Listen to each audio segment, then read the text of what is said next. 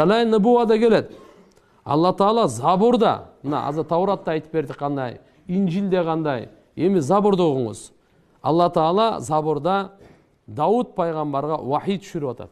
Забур Дауд пайгамбарга түшкөн. Таурат Муса пайгамбарга, Инжил Иса пайгамбарга. Айтып атат: "Эй Дауд, мен сенен кийин бир пайгамбарды жиберүүчүмүн. Анын аты Ахмад болот" дейт.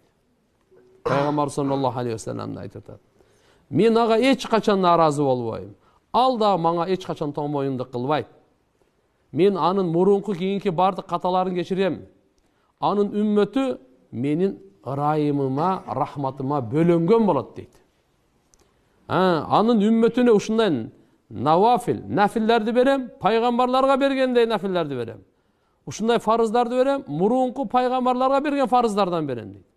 Ушуга чейин анын үммөтү кыямат күнү менин алдыма ушундай тирилип келет, алардын жүздөрүндө нурлар пайгамбарлардын жүздөрүндө нурлардай болот дейт.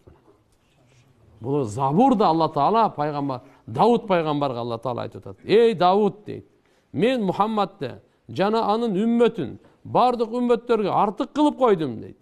"Жана мен аларга 6 нерсени бердим, башка үммөткө бербеген. Биринчиси катадан унутуп калуу себебинен азаптабайм" дейт. Бир ката кетирип койсо, же болбосо унутуп калса, ага Алла субхана ва таала азапка кармабайт да. Күнөө атайлап ниет кылбастан болуп кала турган болсо, мен анысын кечирип коёмун. Кечирим талап кылса эле кечирип коём. Алланын жолуна кайсы малды сарптай турган болсо, дүйнөдө эле ага эселетип кайтарып берем дейт. Жана аларга кайсы кайгы жетсе, алар инна лиллахи ва инна илайхи раджиун айтса, ошо кайгысын рахмат, салават жана бейишке хидаят кылып берем дейт мына. Жана алар эмне дуа кылса, дуасын кабыл кылып берем дейт. Эмнени сураса, аларды аткарып берем дейт мына. Ушунун баары Рухул Мааниде жазылган экен, тафсир Рухул Мааниде. Демек кандай болбосун, пайгамбарыбыз саллаллаху алейхи ва саллям жана үммөтү тууралуу мурдагы асмандан түшүрүлгөн китептерде, Тауратта, Забурда, Инжилде үчөөндө тең бар. Алар канчалык өзгөртүлсө дагы бүгүнкү күндө дагы табылат да. Бүгүнкү күндө дагы табылат. Буну эмнени айтып атабыз? Акыркы пайгамбар Мухаммад алейхиссаламга таналайлы, акыркы китеп Кур'ан-ы Каримге мойнубузга алайлы.